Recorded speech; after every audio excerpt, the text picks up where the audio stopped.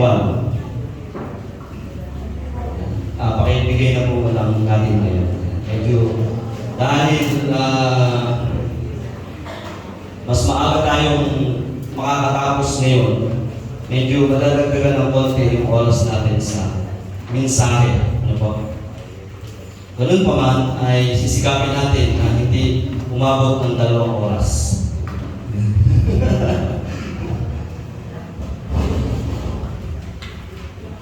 Ilabas din, meron po yung mga kabataan, meron po kayong kopya nito. Pakitignan niyo po. Kasi yung po pinamimigay dito sa ating mga Sister Mara, pakitulungan niyo, Sister Mara, makarating po dito sa harap. Yung mga, thank you po. Yung po mga kabataan ng last Sunday, alam ko meron na po kayo. Hindi na po, Sister Mara, makakulangin dito sa kanila. Kasi pang kalalakihan at kababayan lang talaga yan. O, yun, okay.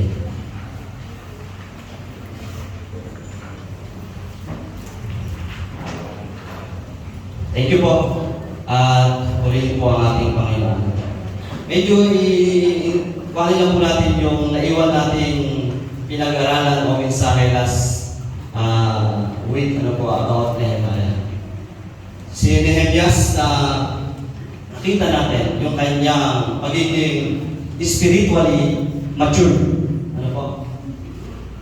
Sapagkat nung narinig niya yung balita tungkol sa kanyang pamilya, ang kanyang naging response is manalangin. Okay? Nag-ayuno siya at nanalangin siya. At ang sabi niya sa kanyang panalangin ay, nagkasala po kami. Ano po? Sangayon dun sa kautusan na ibinigay mo, O Diyos, kay Moses, nilabag po namin. Okay. Titingnan niyo po yung buhay ni Nehemias. Ay, sa anumang sitwasyon, sa chapter 4, kasi chapter 4 dapat yung message natin today. Sa chapter 4, verse 4 and verse 9, titignan nyo doon, meron siyang response again na manalangin. Pagkatapos na laitin, sabi, yung lang ginagawang wall ng Jerusalem ay madaanan lang ng asungkupan, babagsak na. Ginagawa sila katawa-tawa sa pagsisikap na ginagawa nila. At ang sabi sa verse 8 ay nagkaisa sila na lusubin. Ano po? Pagkatapos silang pagkain, laitin, lulusubin sila sa kanilang ginagawa. Ang response ni Nehemias ay manalangin.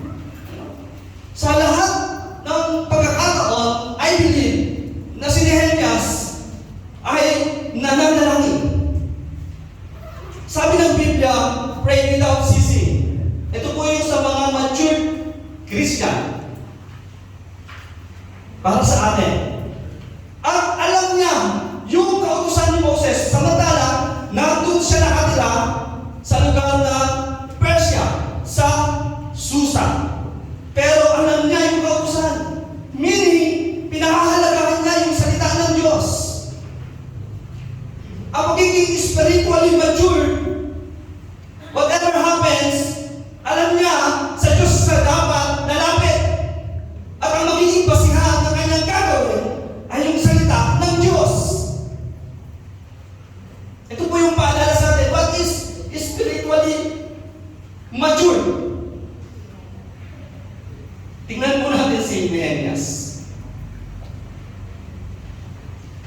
Spiritual maturity. Yung hawak niyo po dyan, nakalagay, pagtuklas sa spiritual na paglago. Ano? O paglagong spiritual. Nakita niyo po? Isang magandang halimbawa si Nehemias. Ngayon, pupunta na tayo dito sa ating topic. Nakalagay dyan, ang aralin ito ay, ano po, maging matatag ang bawat isa. Maging ganap at lubos na masunurin sa kalooban ng Diyos. Maging matatag, masunurin, at sabi nga doon sa kalooban ng Diyos. ganda. Ano po? Pagkatapos po nating maunawaan na tayo ay inibig ng Diyos, na tayo ay pinatawad ng Diyos, inilagay niya tayo sa isang tawan, ito, church, upang dito tayo ay mag-commit na sambahin ang Diyos, maglingkod sa Diyos. Nagpila po tayo ng form that we belong in this church. Ano po? Na tayo ngayon ay bahagi ng isang katawan. At yung katawan ni Kristo. Ito po yung church. Dahil bahagi tayo nito, meron tayong commitment, sabi doon, na mapanatili yung pagkakaisa. Ang sabi doon na tayo ay makapaglingkod at may pakilala yung mabuting patotoo sa church na ito. At yun po yung kinumit natin. Last, alam na yan, ilang months na po natin pinag-aaralan at last week po, isa po yun sa ating commitment. To love this church and to serve in this church. And whatever happens, ano po, iisa tayo dito. Kung ano ang tingin ng Diyos sa church na ito, yun ay lahat tayo. Kabilang dito. Kung ang labas, anuman ang makita nila dito, kasama tayong lahat dito. Kaya mga kapatid, isang magandang paalala. Sa ating pag-aaral na ito ngayon, makita natin na maging ganap na lubos tayong masunurin sa kalooban ng Diyos. Napakahalaga na tayo ay spiritually mature. Sabi ko sa pamagat, spiritual maturity. Yan.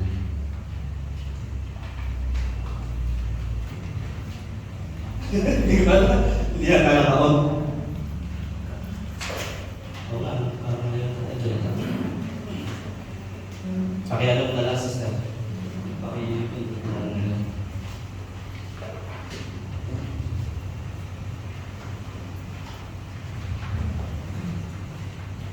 Sa binasa ko po kanina, ano po, isa ito sa goal ng ating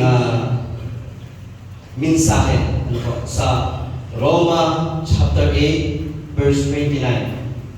Alright, yeah. Spiritually, yeah. Mature. Yeah. What is spiritual maturity? Okay. Ano ba yung paglagong spiritual? Mga kapatid, sabi po sa Romans chapter 8, verse 29, may nakalagay po dyan sa inyong mga hawak na papel, yung ang paglagong spiritual ay pagiging tulad ni Kristo. Ayan. Yung blanco ay tulad ni Kristo. Okay. Sagutan niyo po. Kung wala po kayong ballpen, pwede po kayong manghiram sa katabi. Kaya na may sa likod ng mga banda.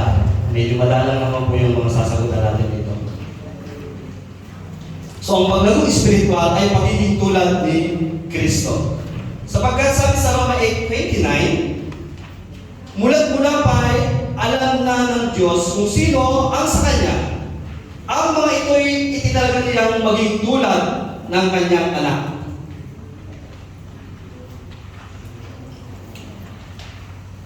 Meaning, being like Christ. Ano po? Yung tinatawag nating Christ likeness. Tulad sa Kanyang anak.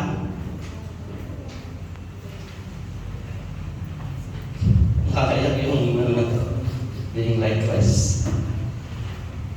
Siyempre alam natin si Kristo ay ganap, matatag, at lubos na masunurin sa Diyos. Sabi nga niya, ang lahat ng kanyang ginagawa ay yung pinagagawa sa kanya ng Ama. Sabi nga niya, wala siyang sinasabi kung hindi yung sinasabi sa kanya ng Ama. Yung pagiging masunurin niya hanggang doon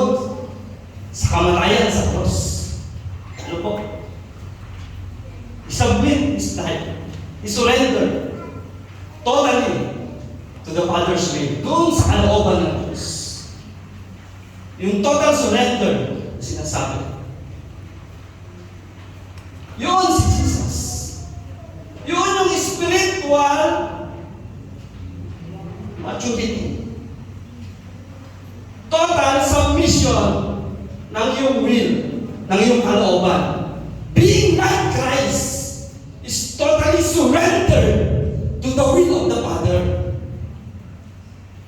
Being mature is same with Christ.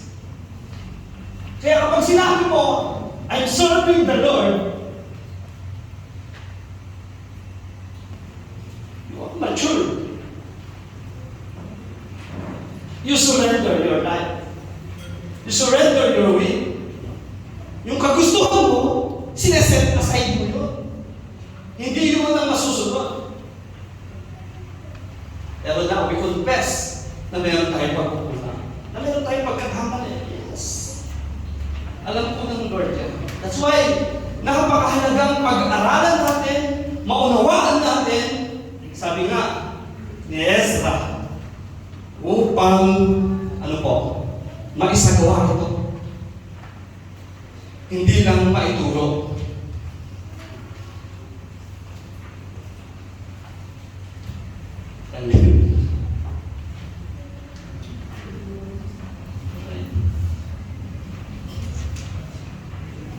Number 1, ang sabi po dyan, mga katotohanan tungkol sa paglagong espiritual, doon po sa ating hawak. Ito ay hindi automatic. Na ikaw kapag nakakilala sa Panginoon, nabautismuhan, at nabuhay, automatic lalago ka na. Ang sabi sa Hebreo chapter 5 verse 12-13, dapat sana yung mga tagapagturo na kayo, subalit kailangan pa kayong turuan ng mga panimulang aralin. Ang nabubuhay sa gatas ay sanggol pa. Dapat sana'y tagapagturo na kayo. Subalit kailangan pa. Meaning, matatagal na itong nakakilala. And yet, gatas pa rin ang kailangan nila. Panimulang aralin pa rin ang kailangan nila.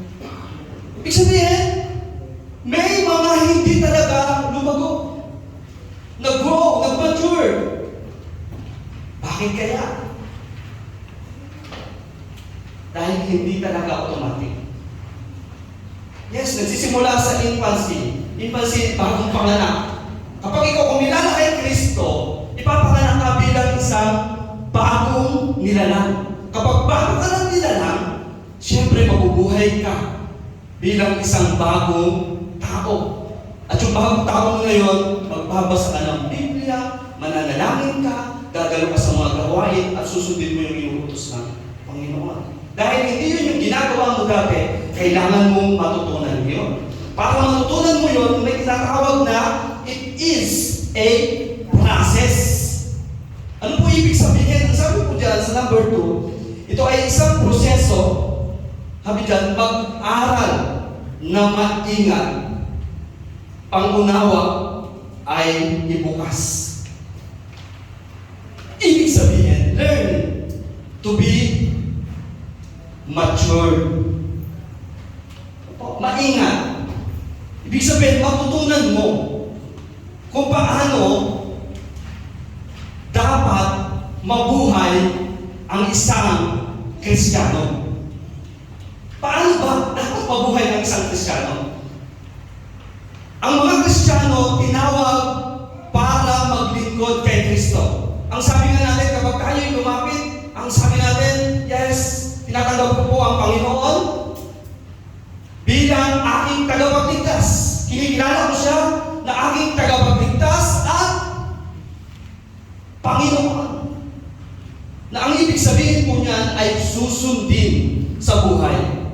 The process is, sabi nga dyan sa number 3, it takes discipline. Alam na po natin yan. Ano po ba yung tinatawag na disiplina? po sa inyong pong hawak ng papel. Sa next page. Sa halip, magsanay kayo dyan sa kabanalan. Discipline yourself for the purpose of godliness.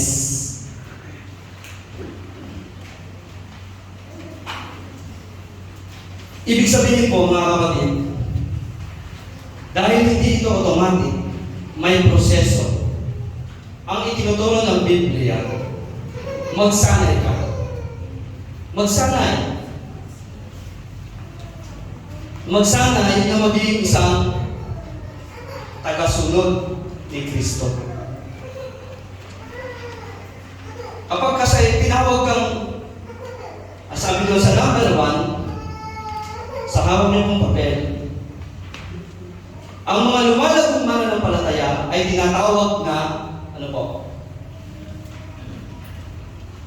Ayan po yung sagot. Alagad.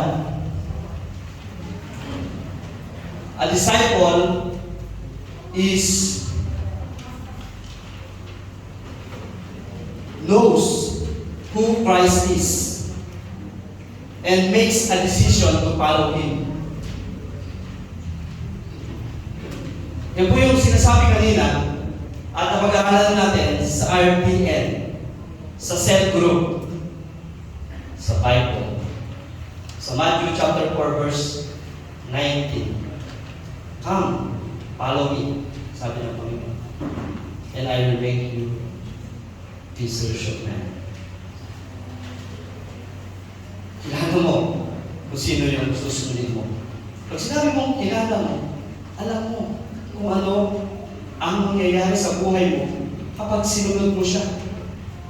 Yung mga fisherman at that time, dahil sila ay nabubuhay sa pangingisda, tinawag ng Panginoon, sumunod kayo sa akin. Gagawin ko na kayo ngayon, mamamalakayan ng tao. Ibig sabihin, ang sabi ng Panginoon sa kanila, sumunod kayo sa akin at ang buhay nyo, magbabago. Hindi na kayo mabubuhay sa dati nyong buhay. Kung kayo mangingisda noon, ngayon, yung mga tao ang hikayatin nyo, pumilala, sumunod sa kalooban ng Diyos. Kaya kapag ikaw ay sumunod kay Kristo, alam mo na yung Kristo ito ang sinasabi sa iyo, sumunod ka totally sa kalooban. Yun ang sinasabi ng Panginoon. Susunod ka sa kalooban ng Panginoon. Yan po ang ibig sabihin ng magiging alagad. Sumunod sa kalooban ng Diyos. Being like Christ, di ba? Sabi ko kanina sa ating ipinahayag, siya ang panganay, siya ang susundan, at yung kanyang ginawa kung paano sumunod, yun din ang ating susundan. Kaya alagad po tayo. Alam mo yun. Pero ito po, nagdesisyon ka na sumunod sa Kanya. Sa sino mang tumanggap kay Kristo, yes, nagbago ka at binago ka. Alam mo na dapat mo siya sundin. Kahit alam mo na magbabago talaga ang buhay mo.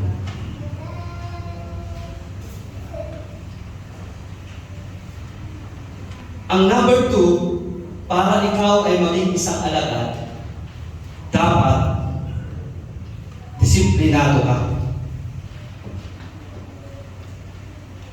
Sabi diyan, hindi ako maaaring maging alagad nang hindi ako disiplinado. Kasi kapag disiplinado ka, sabi nga po, mas disiplinado ako, mas, magagamit. The more disciplined I become, the more God can use me. Bakit? Well, of course, dahil ikaw ay nagpapakita ng halimbawa ng pagsunod sa kalooban ng Diyos. Tulad ni Ezra, pinag-aralan niya ito upang maisagawa. Kapag nagagawa mo na ito, disiplinado ka na, sinusunod mo yung ipinagagawa ng Diyos, ibig sabihin, kaya mo natin itong maituro kasi ginagawa mo na siya. Ang isang alagad, nagagamit ng Diyos to send the message, to declare the message, and to lead the message. Dahil he is disciplined. Ibig sabihin, masunurin na siya. Pero para makasunod sa ating Diyos at Panginoon, ang sabi po sa number 4, cross-bearing. Cross-bearing. Ang tanda ng isang alagad ay, ano po nakalagay dyan? Pagpapasan ng krus. Okay, susundan na natin. Ang pagpapasan ng krus, ang sabi po, ang sino mang hindi magpasan ng sariling krus at sumunod sa akin ay hindi maaaring maging alagad ko. Sabi po sa Lucas 14:27. Number 5, gaano ko kadalas dapat gawin ito? Ano po sagot? Araw-araw. Kung ibig din namang sumunod sa akin, limutin niya ang ukol sa kanyang sarili, pasalin araw-araw ang kanyang krus, at sumunod sa akin. Number 6, ano ang napapaloob sa pagpapasan ng krus? Ano daw po? Anumang bagay. Whatever it takes. In-English lang po natin yung ibang mga terms dyan para naman may bago. Di ba? Baka marinig nyo sa iba. Ay, English. Hindi ko maintindihan. Ay, may Tagalog na tayong kopya. Ito ay halo, ano po, sa ating mga nakuha dati kay Brother Rick W.N., kay Brother RDN, kay Brother C, Cell Group. Ito po yun. Binuo po natin sa isang pag-aaral. Understanding spiritual maturity, anumang bagay upang si Kristo ay maging una sa ating buhay, ito po yung kailangang maging discipline. Ano po? Yung dapat nating maipamuhay, maituro, masanay na gawin. Kung ano man yung, ano po, kung ano mang bagay upang maging una si Kristo sa buhay natin. Sa lahat ng mga desisyon natin. Sabi nga, small or big, simple or great. Dapat si Lord ang una sa buhay natin. Lahat ng mga tanong, lahat ng mga desisyon, sa Kanya dapat nakatuon. Put God first. In all that you do, put God first. Yung po yung ibig sabihin nun, whatever it takes. Siya muna dapat, ano po, ang mapapurihan, unahin sa ating buhay. That makes you a disciple. No? Yan po ang pagiging isang spiritual mature. The disciples cross. Yan. Ibuklat nyo po sa kabila. Tapos na kagad tayo. Yan ang 2 oras.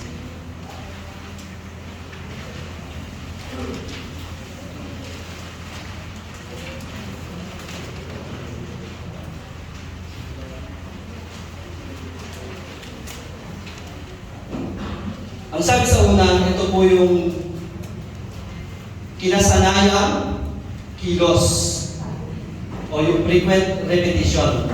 Paulit-ulit nating ginagawa. Para matutunan mo yung discipline na yun, napakahalaga na ito'y gawin mo siya ng paulit-ulit. Kapag ginawa mo lang siya minsan, bukas hindi mo na gagawin, bukas, posible, makalimutan mo na yun. Example, nagbasa ka ngayon ng Bible. Bukas, nagbasa ka ulit ng Bible. Sumunod na araw, nagbasa ka ulit ng Bible. Araw-araw ka lang nagbabasa ng Bible. Ang sabi sa'yo ng nanay mo, anak, araw-araw ka lang nagbabasa ng Bible. Lagi ka lang nagbabasa rin ng Bible. Kahit hindi naman ikaw sinasabihan ni Pastor, nagbabasa ka ng Bible. Nakalimutan na magpaalala ng Pastor, ng Elder. Nagbabasa ka pa rin ng Bible. Kahit anong sitwasyon, may problema na tayo, nagbabasa ka pa ng Bible. Wala na tayong problema, nagbabasa ka pa rin ng Bible. Panay blessing na nangyayari sa buhay natin, nagbabasa ka pa rin ng Bible. Yung bata, naging pastor. Pastor ka na, nagbabasa ka pa rin ng Bible. Elder ka na, nagbabasa ka pa rin ng Bible. Dahil, masanay ka na magbasa ng Bible. Ano mang sitwasyon ng buhay mo, nagbabasa ka ngayon ng Bible. Pero kapag hindi ka nagbasa ngayon ng Bible, bukas hindi ka nagbasa ng Bible. So susunod na ako, hindi ka nagbasa ng Bible. Kahit pinipilit ka na magbasa ng Bible, hindi ka nagbabasa ng Bible. Kasi hindi mo sinimulaan gawin.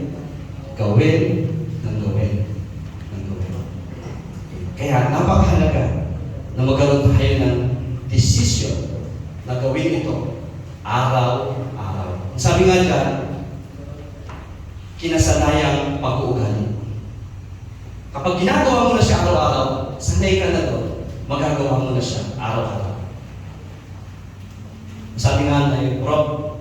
Bobby, kung natutunan mong gawin yung isang bagay, pwede mo rin matutunan hindi ito gawin. Kung natutunan mo masamang bisyo noon, pwede mo rin matutunan ngayon na hindi gawin yung masamang bisyo na yun. Palitan mo siya ng magandang habit. Magbasa ng Bible. How can I become a disciple? Okay. Apat na kaugalian ng isang alagad. Balikan mo na sa page number 2. Yung kanina. Paano tayo magpapasa ng krus para makasunod sa Diyos bilang isang Kristiyano at maging spiritually mature? Develop disciple habits. Yan. Kung paano ka magiging isang alagad, paunlarin ang yung habit, yung kanina, kaugalian ng isang alagad. Para ka maging isang alagad na sumusunod, mag-mature, develop disciple habit. Paunlarin ang kaugalian ng isang alagad. Okay. Nasagot niyo po yung blank doon. Kaugalian. Una, last part na po yan. Time with God's Word. Oras para sa salita ng Diyos. Kung patuloy kayong susunod sa aking aral, tunay nga kayo'y mga alagad ko. Makikilala ninyo ang katotohanan at ang katotohanan ang magpapalaya sa inyo. Ang sabi ko sa John 8:31. Kung patuloy kayong susunod sa aral ko. Para natin malaman yung aral ng Diyos. Okay? Para natin matutunan yung aral ng Diyos. Para malaman natin yung aral ng Diyos. Paano? meron tayo dapat oras na inilalaan sa salita ng Diyos. Ito yung nireveal na kalooban ng Diyos. Hindi natin makikita ito sa anumang bagay, liban, muna ang basihan ay ang salita ng Diyos. Kaya kapag wala kang oras sa salita ng Diyos, paano mo malalaman yung salita ng Diyos? Kanino ka magbabase ng iyong pamumuhay? Sa nakikita mo sa kapaligiran. Nababasa mo sa cellphone, sa TV, sa trabaho, sa school, sa bahay. Pero pag ang salita ng Diyos nandun sa bahay, sa church, magdadala mo yan sa trabaho, sa school, yung salita ng Diyos, may papamuhay mo siya. Time with God's Word, ibig sabihin, nakikinig ka kapag ka may message o sermon. Tingnan nyo nga po yung katabi nyo kung nakikinig. Nakikinig naman.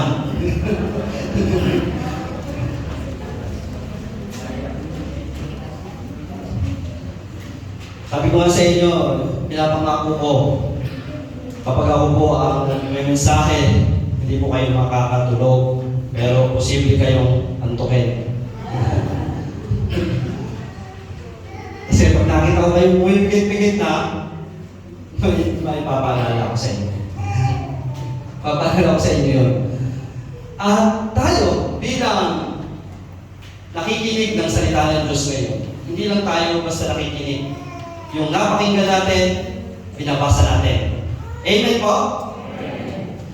At pinag-aaralan natin. Amen po?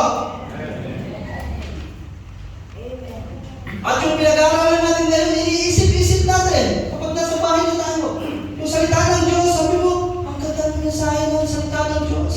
Ang sabi sa unang Timoteo chapter 4 na, dapat magsanay sa kabanalan. Na sa lahat dapat ng aking ginagawa, ito ay naaayon sa kanyang salita. Minumuni-muni mo yun. Kahit anong ginagawa mo, dapat pala yung salita ng Diyos, yun ang aking sinusunod sa buhay ko. You meditate day and night. Ano po, sa umaga, narinig mo yun. Pagdating ng hapon, pagdating ng gabi, yung salita pa rin ng Diyos ang nagpapaalala sa iyo na dapat pala sumusunod ka sa kanyang kalooban. You meditate God's Word. Yung time with God's Word, hindi lang siya yung nag-spend ka ng time nakinig sa mensahe. Hindi lang nagbasa ka. Hindi lang ikaw ay nag-memorize. Meditate mo rin siya. Paano mo siya may i-apply? Paano mo siya isasagawa? Kasi ang salita ng Diyos, ang turo sa atin, isagawa. Sabi nga si Ezra, kaya niya ito pinag-aralan upang maisagawa. At maituro na rin. Dahil naisagawa niya. Okay. That's number 1. Number 2, kailangan ma-develop sa atin yung prayer life. Prayer is lifestyle. Ibig sabihin ng lifestyle, araw-araw mo na yun, buhay mo na yun. Hindi siya yung may prayer meeting, saka ka lang nakakaalala, mag-pray. May pray time sa magka, sa church, saka mo lang maalala mag-pray. Alam naman natin yan, di ba? Pinapaalala lang natin na ang prayer is without ceasing. Yun ang turo ng Biblia. Palagi kayong manalangin in every circumstances. Sa lahat ng sitwasyon at pagkakataon. This moment, sino po ang nasasanay minsan na napansin nyo na merong parang distraction? Merong parang medyo nagulo sa gawin dito. Nandiyan kayo nakaupo. Pwede po kayo mag-set ng prayer sa Lord. Lord, please help yung sa lugar na yun. Medyo wala ng focus. Tulungan niyo po para mas lalo mag-focus. Nagme-message ako. Medyo parang nalito ako, parang napansin niyo, nawawala ako sa message. Lord, tulungan niyo po si Brother Bethel na may tama niya o madala niya yung message na upang masin sa amin talaga kung ano po yung kalooban. Biglang naalala habang nakaupo ka dyan, sabi mo na yung mga kapatid naman, parang iba dito, wala. Lord, help them kung ano ang sitwasyon nila. Nagsisit ka ng prayer. Prayer is a lifestyle. Ibig sabihin, whatever na mapasok sa ating puso isip, we commit to the Lord. We trust doon sa Diyos na siya yung higit na makagagawa kesa sa kaya natin gawin o isipin. Yun po yung prayer. Lifestyle. Hindi lang siya pag may time. Okay? Sa prayer meeting, tinuturo po ng Panginoon na sila ay nagkakatipon para manalangin. Kaya i-invite ko po kayo, mga kapatid, kapag araw po ng Wednesday, sama-sama naman tayo manalangin para sa ating mga pangailangan sa iglesia nito. Number 3, tithing. O yung pag-iika po. Kasama po yan na ma-develop sa atin bilang mga alagad. Okay? Sabi ko sa number 3, hindi maaaring maging alagad ko ang sinumang kung hindi niya kakaligtan ang lahat sa kanyang buhay. Bakit ba yun yung verse na nilagay doon? Ang sabi po doon ay bigyang halaga ang Diyos sa anumang aspeto ng iyong buhay. Sa lahat ng aspeto. Yung time, yung energy, yung money. We give, sa Panginoon, yung para sa Panginoon. Maparalan at matugunan ang pangangailangan sa pagsamba sa Diyos. For example, hindi po nagta-text ang ating mga kapatid. Makakabili po kaya tayo ng aircon? Baka po tayo ay pinagpapawisan. For example, kung hindi po tayo kaloob ayon sa itinuturo ng Panginoon, meron kaya tayo ganitong church building. Lahat pong ito dahilan tinuro sa atin na matugunan ang pangangailangan. Sabi sa aking templo sa Malakias 3:10, ibigay ninyo ang inyong mga ikabo na buong buo upang matugunan ang pangangailangan sa kanyang templo. Magamit sa pangangailangan ng church. Magamit upang matulungan din ang ating mga kapwa-tao. Develop this habit. Ibig sabihin, hindi ka lang minsan magta-rights. Regular basis. Kung regular ang time with God's Word, lifestyle ang prayer, regular din ang tithes. Okay? And lastly, number 4, fellowship.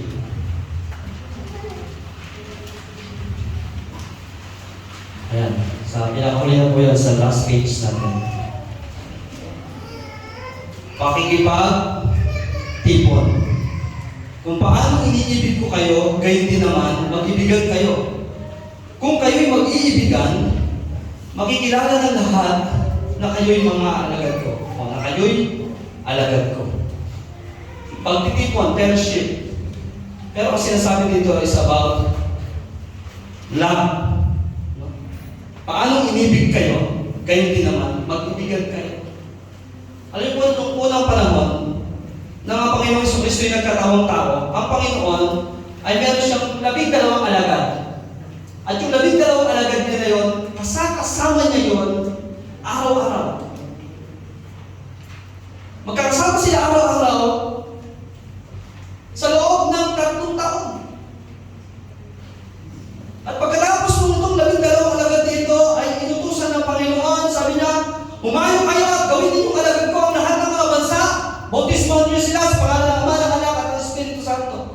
At turuang sumunod sa aking mga pinag-uutos sa inyo.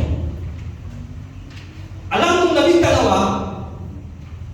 nawala si Judas doon, may umalit sa Acts chapter 1. Kaya 12 pa rin.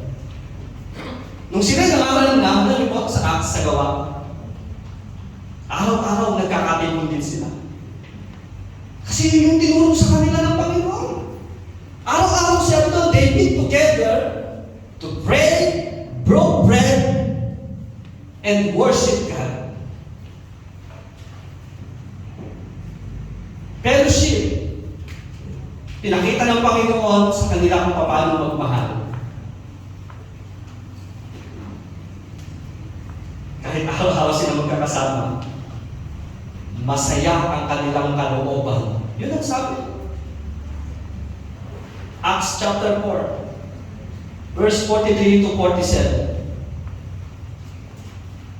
And the Lord added to their number daily. Araw-araw nagdadagdag ang Diyos ng maliligtas. Nahahayag ang sabi, ang pag-ibig ng Diyos. In John chapter 13, verse 34 to 35, sabi, kung paano iniibig ko kayo, gayon din naman, mag-ibigan kayo. Kung kayo mag-iibigan, makikilala ng lahat na kayo'y mga alagad ko. Being mature Christian, you do everything because of love. Ginagawa natin lahat ito because God loves us. Sabi nga, mahal tayo ng Diyos. Minahal tayo ng Diyos. Hindi tayo marapat-dapat. We don't deserve. We don't deserve because we sin against God.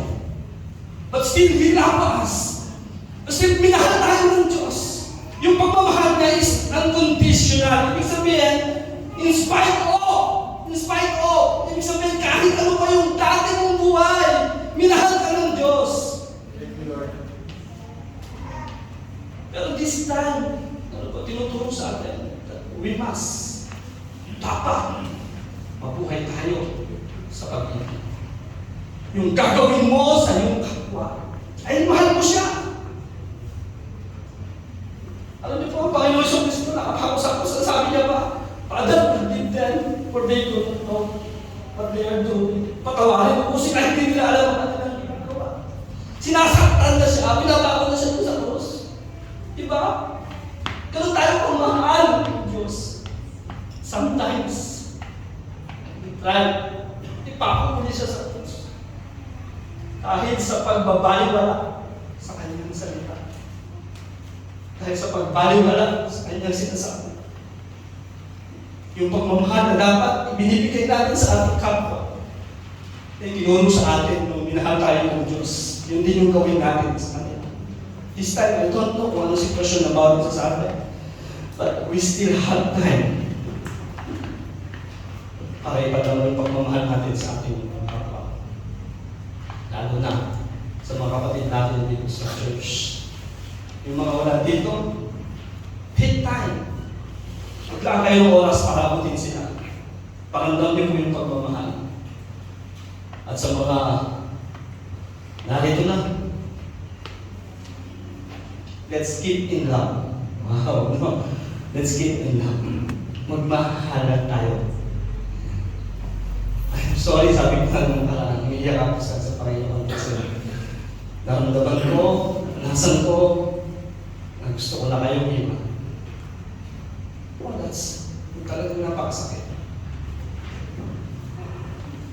Pero hindi ko alam kung bakit ko nang nilagay niya sa puso ko at that time. Ang naunawaan ko lang, may mensahe siya sa akin. At may tinuturo siya sa akin. And I hope and pray sa kanyang lakas at kalooban, mag-isagawa ko ito. At may pinapagawa ang Diyos sa akin. May pinapagawa ang Diyos sa inyo. May pinapagawa ang Diyos sa atin. Patuloy tayong mabuhay na nagmamahal. Alam niyo po isa, the best example, lagi ko nakikita yung pagmamahal sa mga nanay. Grabe yung mga nanay kasi siguro mga 5 years ago namatay yung nanay ko. Nung wala na yung nanay namin,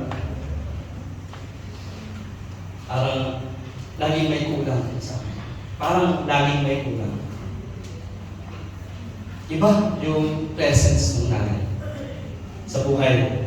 Hindi ko naman pinapaliwala yung tatay. Pero sa nakita ko kung paano magmahal ng nanay. Kasi si Mrs. nakikita ko siya kung paano niya mahalin yung mga anak namin. Kahit minsan gusto niya na haluin, hindi niya basta pinapalo. Hanggat maaari, makakausap niya pa at may tuturo pa niya. Gagawin ka. Pero pag ako at nakita ko talagang sumablay, talagang makakatingin ka na hindi mo pa ulit dati-ulit. Tikman, palibago na naman. Di ba? Ibig sabihin, sobrang nanay. Araw-araw nagsasacrifice, diba? Sa bahay kasi si Mrs. Yung love, nakita ko kung paano nila minamahal ang kanilang mga pamilya. Kaya kung paano sila magmahal, ano po, unconditional para sa akin. Kasi minsan nakakalimutan na nilang magsuklay, diba? Nakakalimutan na nilang mag-ayos ng sarili, para lang may paramdam yung pagmamahal sa anak nila. Kaya minsan nakakaiyak eh, no? Yun, illustrate ko lang po ang isang pagmamahal na ginagawa ng isang ina. Ay gawin natin, no, na isang maganda rin halimbawa sa pag-ibig natin sa ating mga kapatid. Kung paanong inibig tayo ng Panginoon, ganoon din natin ibigin unconditionally ang ating mga kapatid. Sapagkat makikilala ng lahat. Ibig sabihin, yung testimony ng church, ang mapapakamalan ay ang Diyos. Ang Diyos na siyang ating sinasamba, dinesign ka rin na lagi tayong mag-fellowship. Dinesign ka na tayo palagi makipag-fellowship kay Lord. Alam niyo po, kapag tayo gumagawa ng mabuti, we have fellowship with God. Kaisa natin yung Diyos. Siya yung kasama natin, siya yung nakakaya.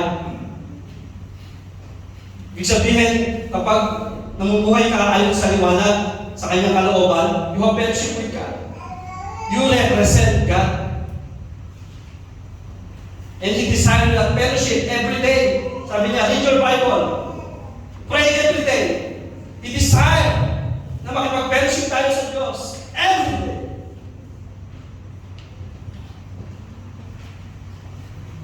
Every moment. Kaya yung fellowship, pakalalim ano po, salitang ito. Fellowship means ano po? Holy. Banal. Sapagkat ang Diyos ang ating kasama. Ano tayo magiging isang alaga, tagasunod, or spiritually matured? Sabi po dyan, spiritual maturity happens when you commit to the habits necessary for spiritual maturity. Ang layunin ng araling ito, mensahe ito, nandun po sa dulong bahagi po ng ating mga hawak na papel. Sagutan niyo po. Na aking itatalaga ang aking sarili sa mga kaugaliang kailangan sa paglagong espiritual. Kung paano ipinailalim ninyo ang inyong sarili sa karumihan at kasamaan, palalak ng palalak ngayon. Noon, yun na. Kung paano nyo ginawa yun noon. Ngayon naman ihandog ninyo ang inyong sarili sa katuwiran, sa ikapagiging banal ninyo.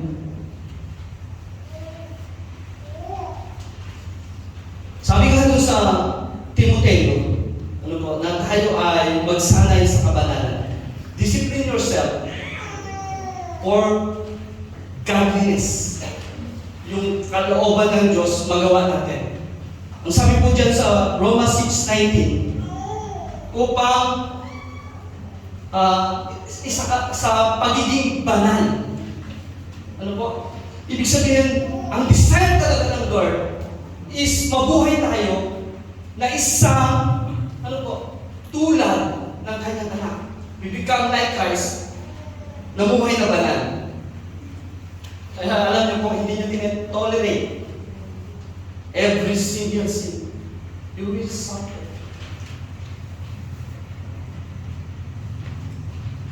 May consequence. Isa reminder, paalala sa atin. Minsan, i-strike ka, tumahol ka. That's right. Ikaw talaga yun. Kaya, hindi dapat maging hero sa atin.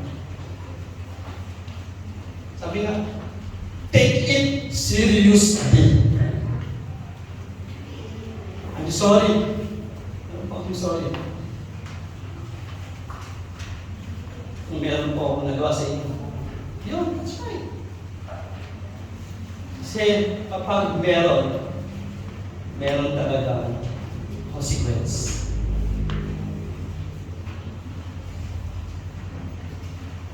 Nung bago po akong Christian, gusto ko lang po na-share sa inyo. Saglit lang po ito. Dinisahan ko na makapag-serve sa Panginoon dahil naunawaan ko na ang dapat kong ay pamuhay yung kalooban ng Diyos. Araw-araw, nagbabasa po ako ng Bible. Alam ko yan ang tatay ko. Tawagan niyo pa sa Neves yan. Dinisahan ko talaga na magbasa ng Bible. Araw at gabi. Sabi nga, tayo dati, hindi naman namin ginagawa. Pero nung ginawa ko siya, natutunan ko yung una kong mga natatandaan na natutunan ko yan. Yung sama ng loob ko sa mga taong gumagawa sa akin. Ang sabi doon, dapat pala alisin ko na. Kapag may nagawa sa akin na hindi maganda, dapat pala patawarin ko. Pero noon, ang tinuturo sa akin ng mundo, kapag may gumawa sa'yo ng masama, sapahin mo. Yeah? Pero nung ngayon, natutunan mo maging Kristiyano, nagbabasa ko ng Bible, mahalin mo. Para mahayag ang pagiging mature Kristiyano. Mahalin mo yung salita ng Diyos. Basahin mo siya. Pag-aralan mo siya. I-meditate mo siya. Ipamuhay mo siya. Araw-araw yun. Ay try ang magbago. Ang sama ko doon. Kahit matanda, nilalabanan mo doon. Ang sama ko. Ang dami ko pinagsisihan doon. Iniiyak ko yun sa Panginoon kasi nagawa ko yun. Nung nakita ko sa Bible, dapat pala igalang ang amin yung mga nakakatanda. Nung natutunan ko sa Bible, magpatawad ka. Ano niyo po ang isa sa pinakamahirap na patawad? Ang parents ko.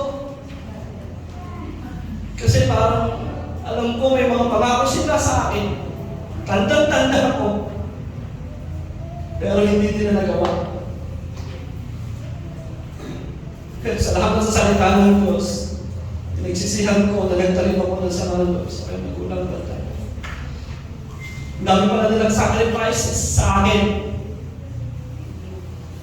Ang nakita ko lang yung gusto ko na gawin nila. Tinuro sa akin ng Bible, magpatawad at magmahal. Hindi naman ako perfect, di ba? Marami pa rin akong pagkukulang. Marami pa rin akong pagkakamali. Pero I try every day to read this Bible and pray. Araw-araw. Parang gustong kantahin ng mga kabataan nila. With your time, pray everything, and you grow. Gusto mo mag-grow? Mature? Dahil yan ang kalooban ng Diyos. Take time. Read your Bible. Pray every day. Do all that, sabi nga, requirements para sundin ang kalooban ng Panginoon. Tithings and fellowship. Tayo po ay manalangin.